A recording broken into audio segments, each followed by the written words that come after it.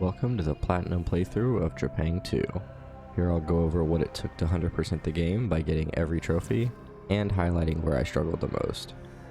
First of all, this guard is not having a good day.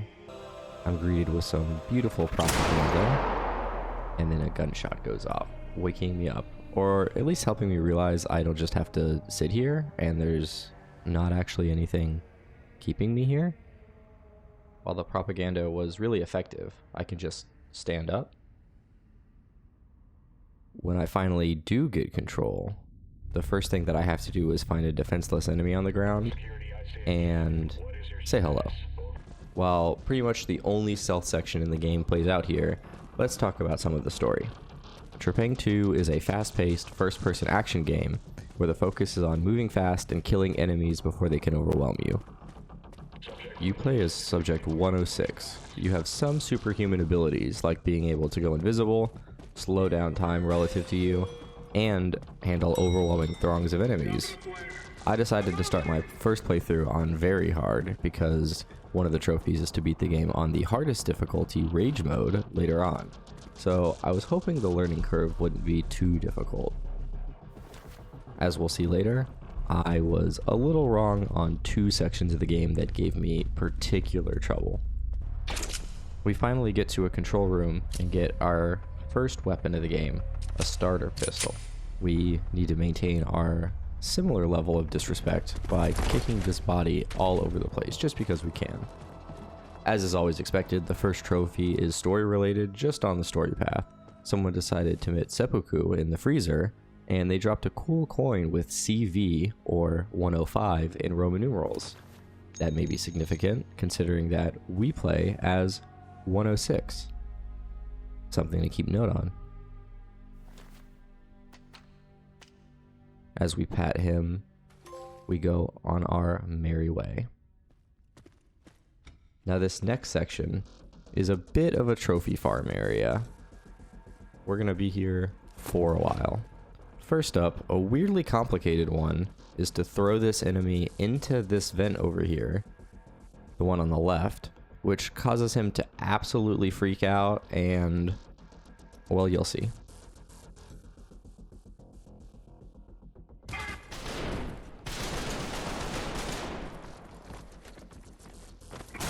And for that, we get Trepangus.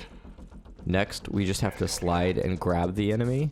This one is definitely something that I could have gotten naturally, but I was impatient and I wanted to get the trophies out of the way. Now again, we grab our favorite soldier and we have to throw him and shoot at him because he becomes a grenade when thrown and he explodes when I shoot him. Because baby, you're a firework. Then probably the simplest one, just grab him and execute him. And finally, the very last one that focuses on this guard at least, is to pop up behind him, turn the flashlight on, and shoot him before he can respond.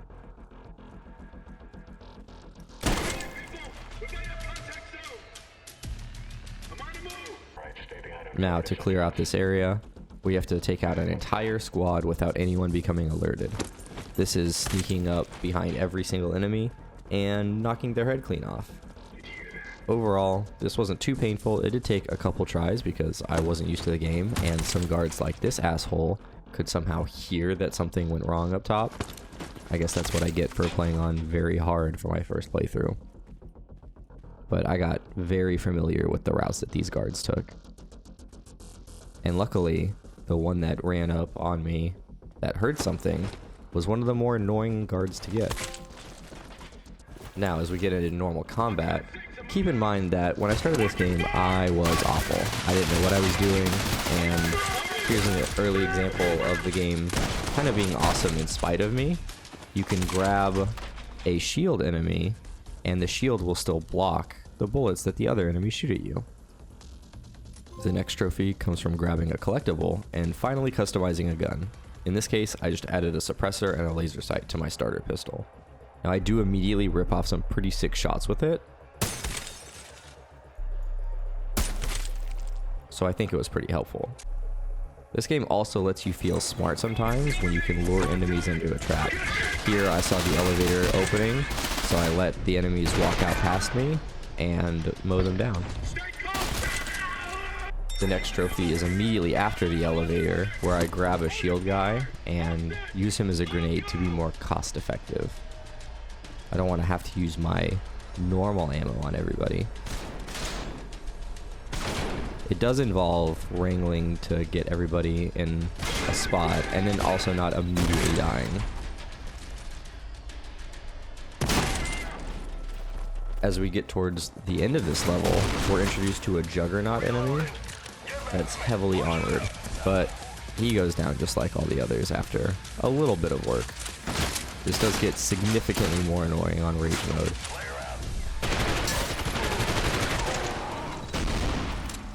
And then at the very end of this level, I get to reunite with some friendlies finally, and head back to a pretty nice set piece for the end of the first mission. For finishing the first mission, we get a trophy. Now the next main story mission has us going to the Pandora Institute to find and rescue Dr. Emerson. He was our inside man. I early on decided that the quartermaster was going to be my best friend, so for every mission I check in with him to see if he has anything to say. Now this level starts with a bang, where we start our assault by helicoptering in and jumping down, and we have to take out an anti-air gun that is not making our life easy at all. Now the first trophy actually pops accidentally. It's for destroying 100 bottles throughout the level. This just happens to trigger at a random battle from a bottle on the table, and not from the walls of bottles I shot earlier. We do disable the anti-air and move on to finding Dr. Emerson. Running into this section, it's funny, you can just sprint up to this VIP enemy and grab him, and only one enemy happened to notice. Also, it'd be great if you could ignore the horrible aim here. The next section actually shows a world of improvement in my ability to run and gun, and leverage my movement to get from one enemy to the next with minimal opportunities to be attacked. Sliding into enemies, shooting off helmets, it's all part of the game. And I get significantly better as the game goes on. The next trophy comes after a shield wall blocks my path, and I dome an enemy with a helmet. Killing him through the helmet with the sniper was for the trophy. This courtyard section here is going to come back to haunt me in the future, but grenades exploding on contact and my ever-improving aim make this a breeze on very hard. Once we get into the research facility proper, we meet our best bunny friend, PPP. Then we take a completely normal elevator ride.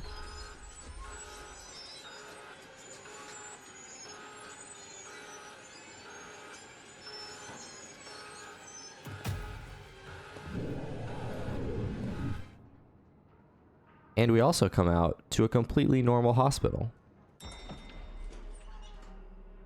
Just needs a quick rinse.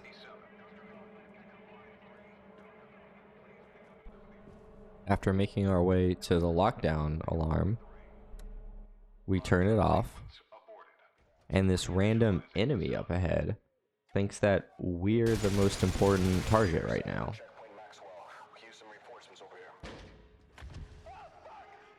He quickly learns that we aren't the scariest thing in here, and Mothman comes to take care of him. A little farther ahead, I get to relive my glory days of training zombies in Call of Duty by running a few feet, turning around, and absolutely unloading, and then repeating. Thankfully, I don't have to worry about getting hit a few times and going down, or relying on teammates that aren't actually that helpful. We do get an up-close encounter with Mothman, and this turns into a run as fast as you can section, which did feel very thematic to the level, so I wanted to keep it in.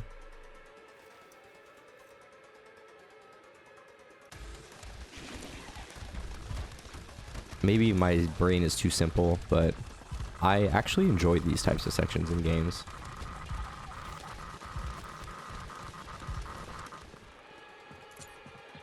Now we do finally find Dr. Emerson and grab all of his research data for the mission. Unfortunately, Dr. Emerson doesn't look too hot. We do see that he has a coin. This one, XCV, or 95, gives us another trophy. Your next objective is to destroy the subject. Now, after beating his meat, bashing his corpse with my sniper, he explodes, and we get another trophy. In order to get rid of these infected fucks, we have to destroy 4 reactors by throwing the infected into them. This isn't that difficult. The enemies just kind of spit on you, and you can smack them with the butt of your gun in order to stun them long enough to grab them. Then you can generally just walk over to the nearest reactor and throw them in. I did not have really any difficulty in this section, and they never really did any damage to me besides spitting on me. Now the real tense moment is when you try to leave through the elevator. Then Mothman comes back and bugs you, pun intended. As the fire creeps closer and removes the extra space you have, it starts to feel very, very cramped. My strategy was to find a pole, hide behind it until he runs at me, then go to the other pole. Eventually, the elevator arrives, and you can jump in, and Mothman is left behind and set on fire. But as we think we're about to get to the end of the mission, our favorite Mothman friend comes back, and he doesn't look great. I'm sure he just wants a hug. Now, our friendlies do try to do damage, but Mothman kind of barrels through them, and when he eats them, he turns them into zombies. The overall strategy of the boss fight is to shoot Mothman in the face because his wings are impenetrable. It's also really important to bunny hop around. I switched between the shotgun and the sniper because the sniper does massive damage, but I didn't always have a number for it. I did get grabbed once and spit on, but I don't know how. It was through a fence, and I also don't know how much it takes to actually turn into a zombie. But taking him down did earn a trophy. After leaving the mission area, we unlock another trophy. And then when we get back to main base, we're introduced to Nuki, our little nuke directly in the base that we keep for safety. The next mission is a side mission where we go to Sweden for a typical defend these 3 data centers while you hack them and enemies come at you. We do get some words of encouragement from the quartermaster, and we're on our way. Again, this type of mission is all about controlling the area around the server until the hack is finished and enemies come out at you immediately. I do manage to pull off a 6 sniper shot where I shoot the grenade out of the air, and then when I kill the enemy, he explodes into a health kit. We're also introduced to enemies that have anti-hack equipment on their backs that interrupt the hack. It also seems likely enemies will just infinitely respawn, so you actually do have to deal with them as quickly as possible. Once the hack is complete, enemies do run away and leave the area, unless you're unlucky and run directly into them. The next hack is generally the same. Start the hack, kill some enemies, run over, spawn kill some enemies, and do some jumping around corners and sniping enemies. This does also include a VIP, but it was a little more anticlimactic than I had hoped. The final hack, based on the rule of 3, is again the same with the sniper. And I can learn that you can hire friends to come help with money you earn for killing enemies. I do sneak up on this VIP that's just completely unaware of his surroundings and looking the wrong way. And once that final hack is done, I sneak out of there because the full enemy roster was closing in, and I make my way over to the exit elevator. Beating this mission earns another trophy. The second side mission is another data center with another 3 sets of hacks to complete. There's not really anything special here, and we escape without much issue. For escaping, we get another trophy. Next, we return to the main story, going to a literal fucking castle based on intel from Emerson. There seems to be more research being done here by a crazed cult. Our best friend doesn't talk to us, and I'm heartbroken. We jump into this level, but I look up and I don't really know how we jumped into this level. It doesn't make sense how it happened.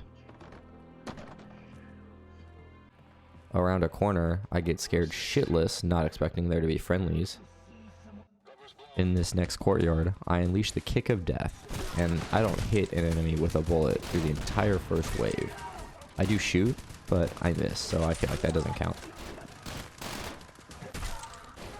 I do the nail this headshot though, and shoot a fire grenade straight out of the air. After the gun smoke clears, I lay down a smoke grenade to show the helicopter where we are, even though I don't really know how the helicopter saw it around all the buildings. The next trophy comes from destroying 1,000 cultist books, and I was too scared to miss out on it, so I did this a lot. I did see the big baddie through the glass, and I knew it wouldn't work, but I had to try anyway, right? And I had to try it more than once. Then I was hoping there'd be a more effective way to destroying the books, but that wasn't helpful. I do get a trophy for the next collectible I pick up, and the trophy after that is for killing an enemy with a tomahawk. Then I decide enough is enough, and I'm going to earn this trophy right here, just in case there aren't any more books anywhere else. Plus, I saw that there were like 1 million books in this part of the level, so I was committed. This is at 8x speed, so I did this for a while. Eventually though, I do earn the trophy. I really like this encounter, which is an ambush, but I was too fast, and I like how the enemies don't give up and will literally stumble over themselves on fire in order to try to get to you, regardless of where you are. So this last stand on the stairs really sums up what I like about it. They just keep running. The next area features a boss fight with a minigun that can shred you if you aren't moving. The overall strategy is to just destroy his head and hit him as much as possible. Eventually his armor disintegrates, and you can take him out with a headshot. You do get to take his gun though, so now we've unlocked the minigun. We do finally find Dr. Kramer, but he doesn't quite look like himself. The main cult leader calls out to us while our friendlies are hanging around us, but he does exit with flair. He has impeccable aura. Now a bunch of enemies do ambush you here, but the only notable one was this last one who set himself on fire before I just shot him. The boss of this section is a mutated giant monster that used to be the squad leader protecting Dr. Kramer. He has some pretty annoying attacks, but just sliding away and shooting is usually enough to get the job done. On the way back out towards the Patriarch, we get an upgrade, a true game changer. With this mysterious serum, we both get a trophy and the ability to dual wield. Our second hand just didn't work before. When this central courtyard is rising with enemies, I get close enough to convince them to throw grenades at me when they can't get the right angle, so it falls right back on them. This area was very easy. One of the more depressing moments, I have to shoot this trip mine to set it off, and after an agonizingly long time, well, the first badass moment of dual wielding is rushing this hallway and emptying both clips and using my foot to finish everyone off. This mission is where I learned the power of the foot. This boss fight is the biggest set piece so far and the hardest, but we did get dual wielding this mission, so it all kind of evens out. This fight is split into 3 different phases, where at the end of each phase, a bunch of enemies come out that you also have to deal with. This includes the big brute mutant enemy. Apparently they made a lot more than just the one. But balancing a shotgun and a grenade launcher, it was only a matter of time until the Patriarch fell. This does earn us another trophy for the boss fight, XCI, or 91, and a trophy for finishing the mission. With the cultist base destroyed, they're now stuck in an abandoned coal mine. This mission in general is all about clearing enemies until the end. In this level, I did get kick happy again, and it has the MW2 style magnetism. And I didn't only apply this to enemies. I also had an enemy fly directly over me from just a shot to the face. I guess heat rises. After killing the final enemy, it's just an easy walk to the extraction. This does earn us another trophy. Now, fuck this mission. I still have PTSD from this mission. Not on this difficulty, but on rage mode. I'm not going to cover a whole lot of this mission here because you're going to see enough of it later. But the coolest part is attacking enemies that were on the side and shot missiles at me. For beating this mission, another trophy. The next mission is simple enough, just investigating an oil rig. We do go by to see the quartermaster, but he still has nothing to say to us. We must have done something to make him mad. The investigation here is just a giant ass alien thing called an unidentified flying object, but I don't think that really does it justice. It's a very creepy squid looking thing that flies. It also has a health bar, but you don't actually fight it. You just turn on some automated turrets that do all the work. You do still have to protect them from the interference enemies. They are super annoying, but they really only target one at a time. Once the UFO dies, it explodes. And then there's one last enemy to deal with, but once you kill him, the mission is over. After extracting, we get another trophy. Now this final side mission deals with even more creepy, unexplainable shit, and we have to investigate a weird structure. This time, the quartermaster does have some kind words to say. With our gas mask on, we go under the house and find some sort of bunker, with a creepy entryway with candles instead of normal lighting, and a following area that looks like Cyberpunk gone wrong. This section is all about turning off servers that are acting erratically and creepy. Personally, I would quit my IT job if I had to work in this hellscape. Now, after turning off a bunch of these servers all at once, so these red glowy orbs come out, and they aren't very friendly. Now, I spent an ungodly amount of time trying to figure out what I was supposed to do. I tried shooting them a bit, but it didn't seem to have any effect. I thought I would have to turn off more servers while avoiding them, but I ran around a whole bunch and they didn't seem to spawn.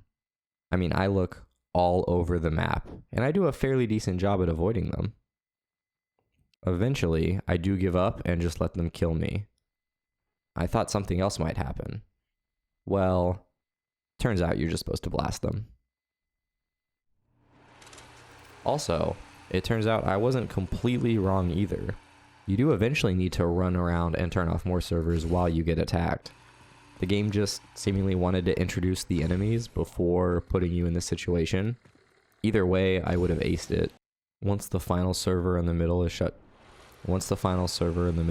down, all hell breaks loose and the bunker starts falling apart. You do get another escape scenario, but I don't know that anything would happen if you take your time. Now, back in the real world, obviously the bad guys woke up or this wouldn't be a game or a mission. There were a couple cool action moments where I plow through a majority of the wave all at once in slow motion. I also pull off this sweet moving headshot on an HVT. With bullet drop, I really didn't think I was gonna hit him. And then there's this guy on the side who's just mortaring me. So I pop up and I get another headshot. Ignore the miss. After all this, another trophy. Now back on the main story path, we're tasked with exploring a former Soviet military base where some creepy shit is going on. Unfortunately, our friendly quartermaster is quiet this time. There's also just a lot less fanfare to this mission start. We just start in snow approaching an elevator, no jumping in from a helicopter, and of course, we come to a door, and the most important guy has to go and open it. They can't go and open it themselves. After restoring the power, this black mist floats away ominously. We also come across a handful of horror scenes. This first one looks fairly mild, but the second one is pretty gruesome. Something not great happened here. You also get jump scared by the black mist. and told to keep quiet. After sneaking around the enemies, heeding the words of wisdom from before, we do get to a backrooms type of situation. We teleport somewhere that must just be a different dimension. After a bit of exploring, though, we do get chased out of the area, and this brings us back to the real world. After making our way through the level, we get to a unique boss fight where the boss doesn't really attack at all, but there are these 3 switches, and they're all locked by a mysterious power. It turns out the way to get through this power is you just need to kill a squad of enemies. Because after you kill a set of enemies, the way to a switch is unlocked, and you can rinse and repeat. Once all the enemies are dealt with and all the switches are pulled, you come to a lever near a laser, and, well, I think it's obvious what happens. When you laser the boss, the entire research facility blows up. But we get a trophy. The final main mission is an all-out assault of the Horizon facility to ensure that they can't keep their unethical research anymore. We're specifically after the CEO, Anton Lazar. Our best friend through all of this is Radio Silent and the most important mission of our short game so far. We start off in the sewers, and we make our way through a few groups of enemies and place some bombs before we get into the elevator. In the elevator, we detonate everything. We do get a trophy for grabbing the last attachment for a weapon, so we have a full arsenal at this point. In a much more brutal and gory scene than The Matrix, we make our way into the building ready to take out every single enemy we come across, and we do not hold back in absolutely lighting them up. We take no prisoners, and nobody survives. In the process of getting to the top, I repeat what happened earlier and run straight into a laser mine because I was not paying attention. The last step is to gear up before the final boss fight. They introduced this brain target that we have to destroy instead of directly fighting the actual bad guy. The whole point here is he's trying to upload himself into these other brains so that we can't really kill him. I don't even know that this would be the end of the world because then you could just defeat the brains anyway, but this is a big deal.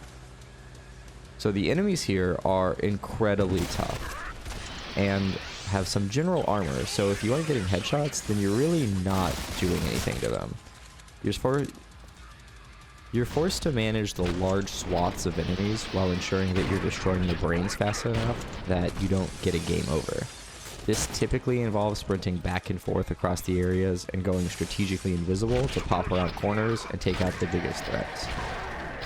Once you get to the later portions, you just need to run to the brain themselves and ignore any enemies because they will easily overwhelm you.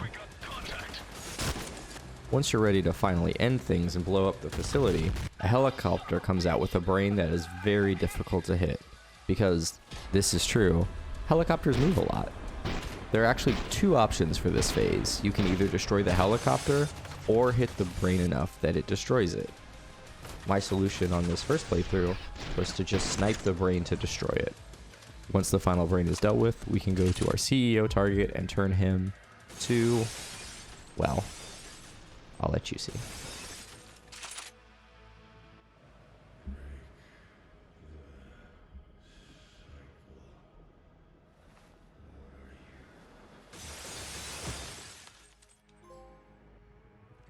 Pulp. We turn him to actual fucking pulp. And we get a trophy, LXXVIII, or 78. Our friendlies rush in after the hard work is done, and we get a trophy for completing the mission, and a trophy for beating the game on hard and very hard, because thankfully they stack. We make it back to base, and that's pretty much everything.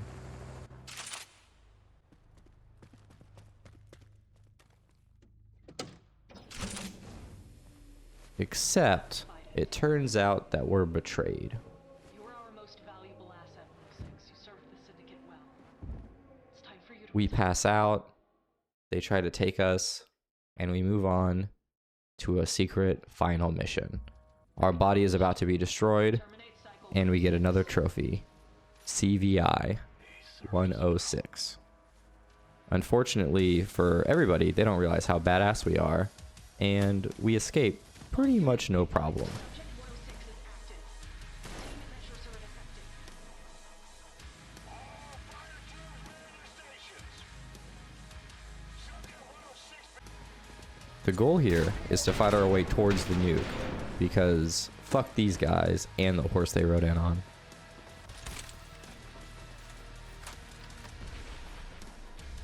Unfortunately, they are trying to make it as hard as possible. We're also introduced to our successor, 107. Shockingly, he's going to be the main boss that we have to deal with. He's incredibly annoying, and he has the same general abilities we have, but for some reason prefers a sword to a gun. I mean, I'm not one to complain, but it is very cool. Once you fight him off enough, he just runs away and we can continue with the level. We fight our way back through a few more former friendlies, and we have to fight 107 again by finding out where he is, jumping around, and avoiding his attacks and shooting him with our high-powered shotgun. Thankfully, his attacks are pretty well signaled and easy to jump out of the way from. We then find a bomb that we need to disarm. Turns out we don't really know what we're doing here, but we get it done with no time left. Unfortunately, we get the Ethan Winters treatment, and there isn't any special herb juice in sight. We wave goodbye to our dual-wielding ability and make our way to the nuclear bomb, and we have our true final boss, 107. The overall strategy here is to wait for him to attack and then unload on him and run away waiting for him to attack again. The problem is, if you try to be proactive and shoot him, he just blocks your attacks. On very hard, you also don't get a lot of room for error. You can maybe get hit once and hope your health replenishes or grab a med kit, but in general, you don't want to be on the receiving end. Once his life gets really low, normal enemies also join the fray, which just gives another thing to juggle while trying to focus on 107. I started to adopt the strategy of jumping towards him to get him to swing and miss, which opens him up to a few easy shots. After being careful, he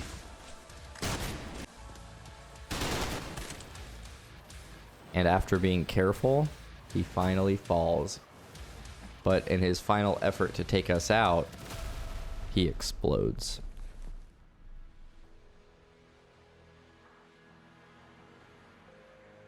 We wake up, only one hand, more 107 clones, fighting to get out, close to the nuke. We crawl our way to the control panel. Every last ounce of strength we have, pull ourselves up, look at the big red button, and hit it.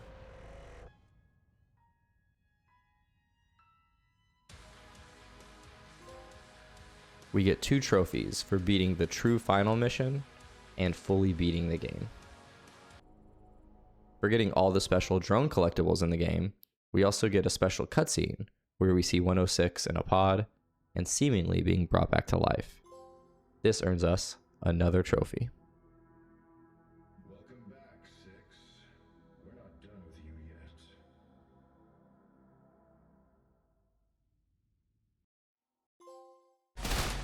Now that the story's over, we just have a few miscellaneous trophies to clean up before we're on our way. The first one is a collectible that I somehow missed during the first playthrough.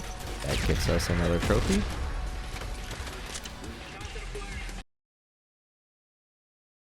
The next step is to find an enemy and kill them with flashbang impact damage. So we find this enemy and just absolutely bully him, just burn him alive with flashbang power, earn that trophy really quick.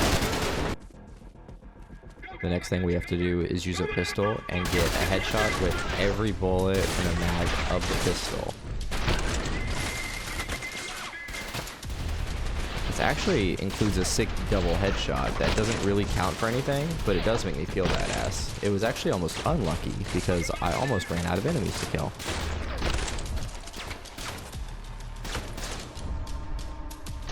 I really didn't want to miss this last one. Now at the end of the first mission, there are a few trophies that we can knock out here. In this clip, we knock out 2 at once. One of them is for killing all of the friendlies that pop up, even though, as we just learned, they really aren't that friendly. And one way to kill them involves grabbing someone and throwing them into the helicopter blades. These trophies have really awesome names.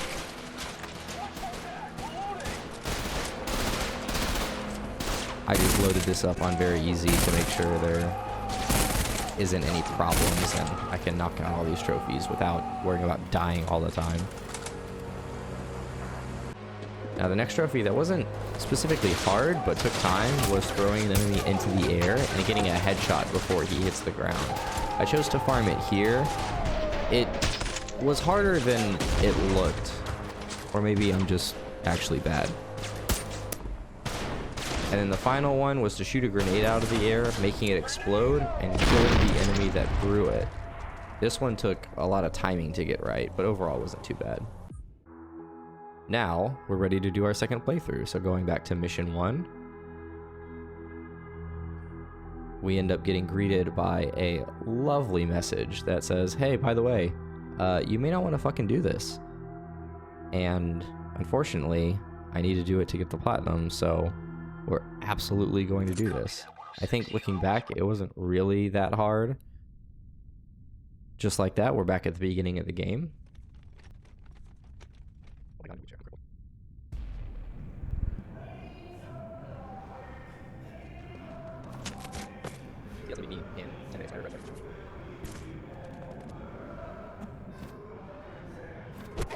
That's also me.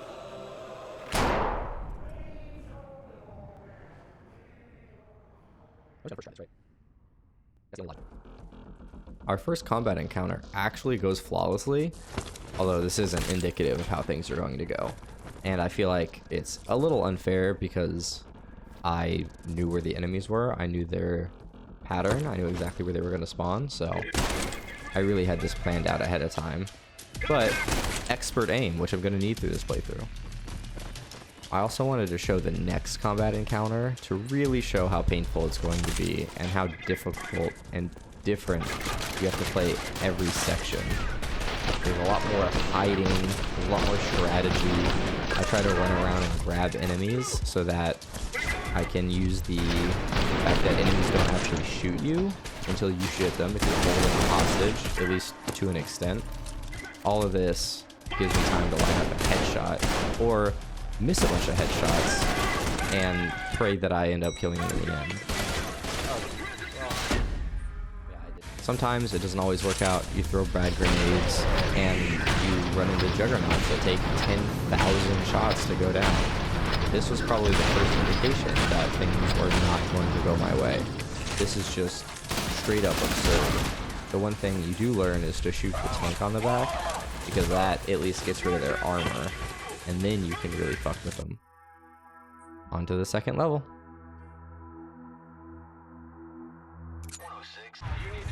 I think the biggest benefit through these early levels is that I get to keep my dual wielding ability. It lets me absolutely shred loose at enemies in ways that just wasn't possible in these missions on my first playthrough. And I really relied on it in these early missions, being able to fling up to somebody and just decimate them. Now, let me welcome you to my hell. I was in this section for at least 45 minutes, and this was the slowest progress in the entire game, besides one other section. There are just too many high-powered enemies, and I didn't really have the right loadout to easily deal with them. My first few attempts consisted of just running out and trying to go run around and pick enemies off. Considering that was my first strategy, it clearly didn't work. I did have the bolt gun. The bolt gun was my best friend in these situations, but whenever I had an enemy, they would just murder him and murder me. The next strategy is to just run straight to the next area. I have to place a bomb to blow open this door and then pull a lever at the back of the room. Now this first attempt, I was doing pretty good, but I ended up running out of ammo and I took way too long to try to deal with the enemies, so it ended up getting flooded. but getting this far at least showed me that the strategy was potentially viable. Always an awkward standoff when I don't have the right type of ammo, and I'm getting shot at with machine guns, and I have a single fire weapon. It wasn't a recipe for success. A few attempts ended in premature death, usually while trying to open that door. On my best attempt, I made it through the door, around the enemies, and I grabbed a hostage and was able to kill enough to give me time to pull the lever. Granted, it took me a while to feel comfortable enough going to pull the lever. It really made me work for it.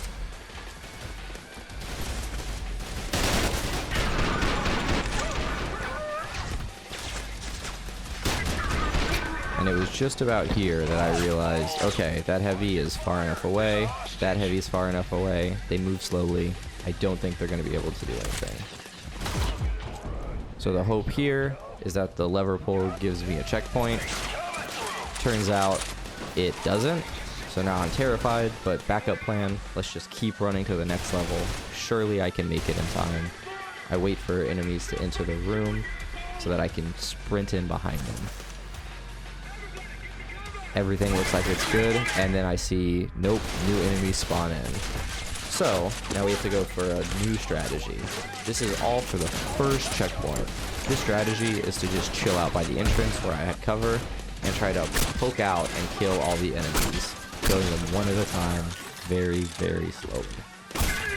Now, one thing I learned while doing this is that parts of the enemy stick through the wall, so you can grab them through the wall, and the juggernauts poke part of their body through the wall, so you can smack them and hit their armor off. So the strategy over here is just wait back, they're gonna show you part of their body, knock their armor off, and try to grab them.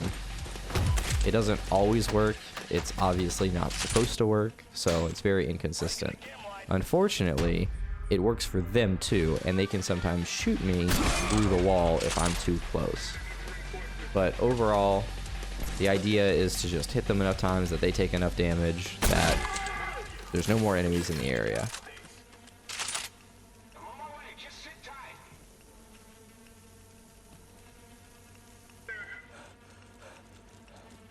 Now, I finally make it through once. I get a little too excited. I take my hostage, but I'm just not in a good position. There's too many enemies. And, of course, I make a mistake. It just doesn't work out. But I get back a second time. I play it much better. Decide to not take a hostage so that I can keep my dual wield. And it's just so much easier. They don't stand a chance with my invisibility, even though they try to make it difficult. I didn't jump into a bullet there, so partially my fault. Now I'm worried at this point that this won't trigger a checkpoint, but thankfully I see auto-saving pop up, and I know that I'm saved. Now the strategy for the second part, I tried to do the same thing of just jumping in as fast as possible.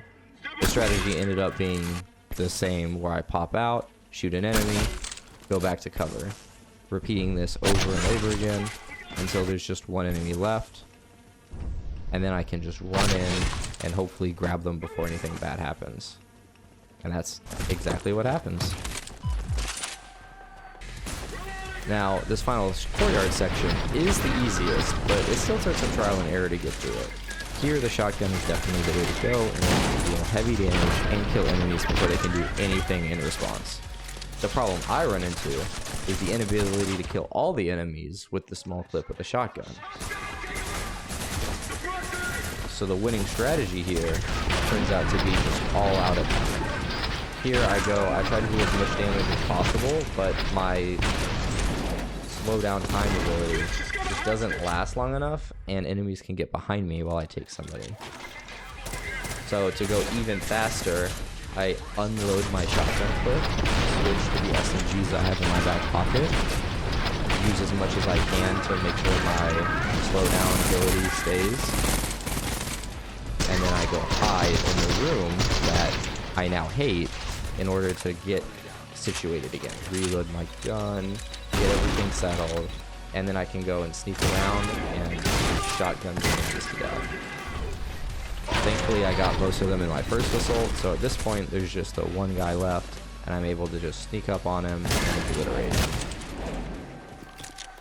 Finally, this hellish nightmare is over.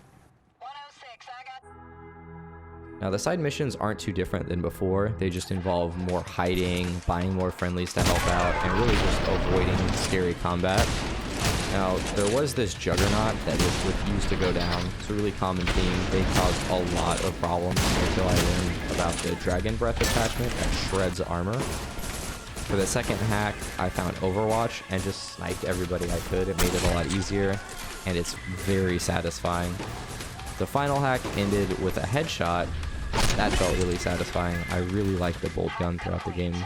And then it just involved sprinting to the end, getting in the elevator, and avoiding fighting anybody because they shred.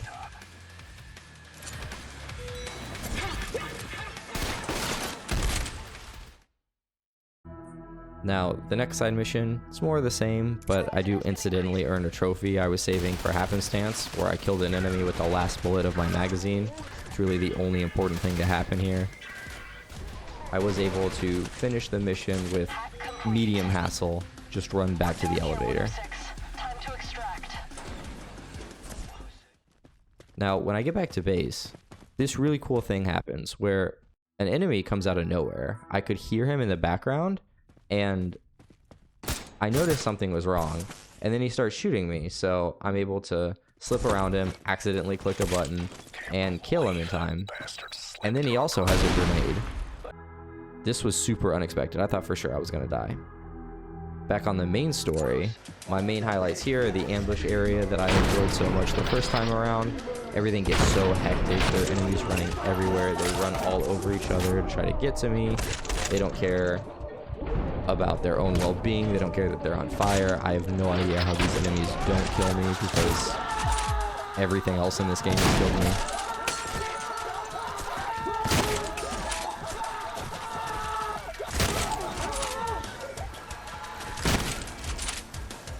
The sight is just really cool.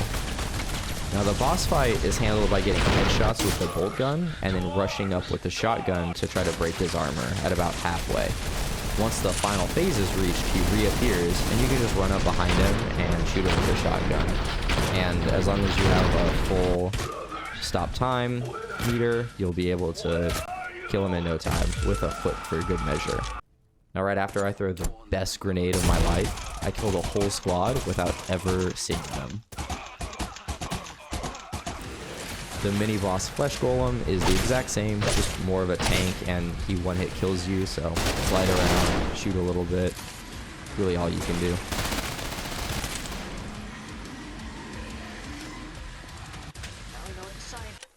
I was really curious if taking the dual wield serum again would actually help me grow a third arm and triple wield weapons, but unfortunately that doesn't happen. You just get the same animation that I don't even think you have to do. My left arm that was already working just gets to work again.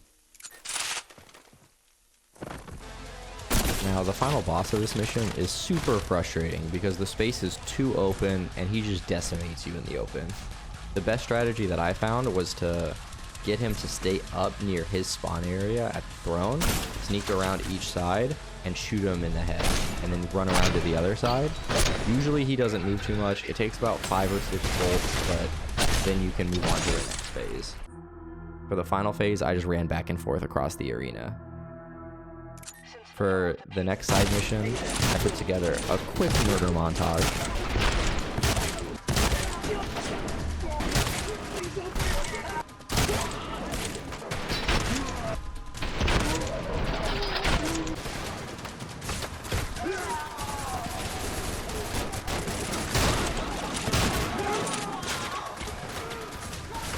But beyond this, nothing interesting happened. Time to get the hell out of here. In the snow mission, I decided to try things out with the Dragon's Breath this time, and I found it was really good at taking down enemy armor and just incapacitating enemies, but it didn't actually do that much damage. Even when enemies were on the ground and burning, they would just get back up. but that incapacitation was really useful to be freer roaming around and actually taking risks. Being able to pop out, get a shot off, and know that I'm not going to get hit in the process is really one of the keys to rage mode. Now the back rooms were fairly simple, but there was a creepy moment. This enemy pops out that I swear wasn't there before, and then I notice something. I'll let you try and spot it.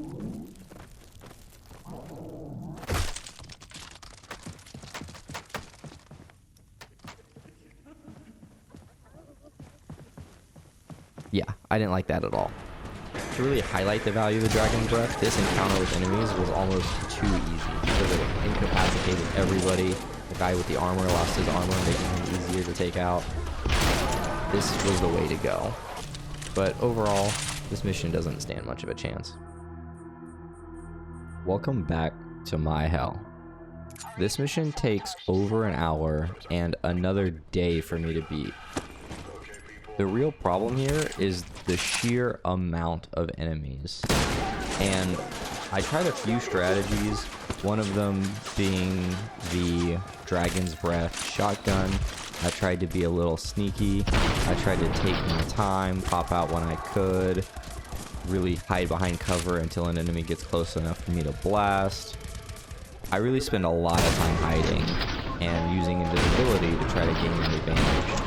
But the problem is they kill you so quickly.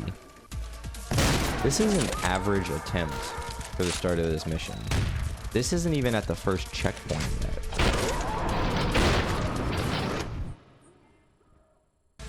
Once you do get past the first checkpoint, enemies start dropping down from helicopters, including heavies that absolutely refuse to die, no matter how much damage you do to them. Now this would be easier with the Dragon's Breath, but I have to decide, do I choose the Dragon's Breath for the first checkpoint? Do I swap it out once we get to the second checkpoint? What are the different options? And then I also learned the utility of heat-seeking grenade launchers, which let me do damage around corners or from behind cover. The problem is, after all that work and getting to the part where the missile guys pop out, I make my move and I die. So I give up for the day. The next day, I restart the level and I redo my loadout. I want to go with the machine gun with the smart gun attachment. So this lets me shoot towards any enemy and the bullets will lock on and hit the enemy. This means I don't have to worry about accuracy, I just have to shoot in the general direction. I also realize I can double up on grenade launchers, so I get double the ammo, and I don't have to be as careful when I use the grenade launcher. I can shoot a little more freely. The real benefit is obvious when I get back to the part with the missile guys. I'm able to just pop my head out, shoot a grenade out in the air generally, and it will auto lock onto the enemy and fly right to them and blow them up. This makes it so much easier. I also was able to use the machine gun, and the benefit of the machine gun is that even when it hits them, it will cause them to stagger or fall on the ground, and you can get in close and grab them, and that makes life really easy. And then all the way at the end, I'm able to grab the last guy from behind, sneaking up on him, and I'm finally able to leave the level. This was all about ensuring I had the right loadout. My new strategy with my new weapons heavily inspired my loadout for this mission. Basically the same as the plane mission. Being able to stay behind cover, shoot safely, and down enemies, it's really just unbeatable on rage mode. There wasn't anything particularly difficult about this mission, just hiding behind cover, shooting in the general direction of enemies. The only thing that really could have been an issue is ammo, but it turned out that that wasn't a problem because there weren't enough enemies to run out of ammo. I still had 7-8 rounds in my grenade launcher by the end. Now moving on to the oil rig, the coolest part of this mission was at the beginning. I was able to stealthily kill every single enemy in the intro section before triggering the UFO. Stealth in this game doesn't really exist, and that kind of is what makes it more satisfying. Any mistake, and everyone immediately knows where you are. So popping out, kicking somebody, getting seen so that they move towards you, but not letting them get any shot off. It was all about luring them into this downstairs area, and then popping out and kicking them. It's actually pretty entertaining thinking that these enemies never figured out what I was doing. And the strategy wasn't very complex. But with that, I kill the last guy, and I can run straight to the end, no problem. I do take some time learning the layout, figuring out where the weapons are. Then at the end, I forgot that there was an enemy that pops out, and I almost die, but in reality he wasn't that difficult, and he dies just like everybody else. And we finally make it to the final mission. For this mission, I brought out the dual-wield shotgun and the dual-wield grenade launchers. This is also when I finally master a pretty important combat. If you can phase out of slow motion and get a kill, your duration bar grows way more than getting the kill in slow motion. So the idea is to move in and out of slow motion, getting really quick kills and keeping the ability bar as full as possible. I really, really wish I could have mastered this shit before the courtyard of the crash site. But it is what makes this possible in this mission anyway. With my newfound ability, getting through pretty much any set of enemies becomes a breeze. And this is really the combination and culmination of everything I learned throughout my Rage Mode playthrough. The biggest thing is to bring the right weapons and to learn how to keep slow motion active for as long as possible. I'd also like to point out I learned this well under the 50-hour threshold that starting Rage Mode thought I should have. The bridge section becomes trivial. I can just shoot grenade launchers infinitely over because on my way to the bridge, I saw an ammo case with a grenade launcher. So I just shoot all my ammo, clear out the bridge, not even a concern. I don't even see the enemies from this section. A little bit farther into the mission, there's a section with a lot of heavies, but this is a lot of the same. I phase in and out of slow motion, kill enemies, turn invisible, run and grab the next one, rinse, repeat until they're all gone. Now, the final mission requires much more liberal use of the grenade launcher to clear areas around the brains. Now that I've figured out how to keep a full slow motion bar, the game's super easy. I mean, I still die a fuck ton, but not as bad as it could have been. And for this very final section with the helicopter, it's all about the unsmart machine gun and just laying into the helicopter because it drains the health. I tried the grenade launcher, I tried so many other weapons, but the unsmart machine gun is where it was at. This final boss fight is actually trivial because of this. It goes down without any sort of fuss. I'm able to jump down back to Anton, and I crush him to pulp for the second time. Now that the mission is over, I unlock the final 2 trophies and the platinum.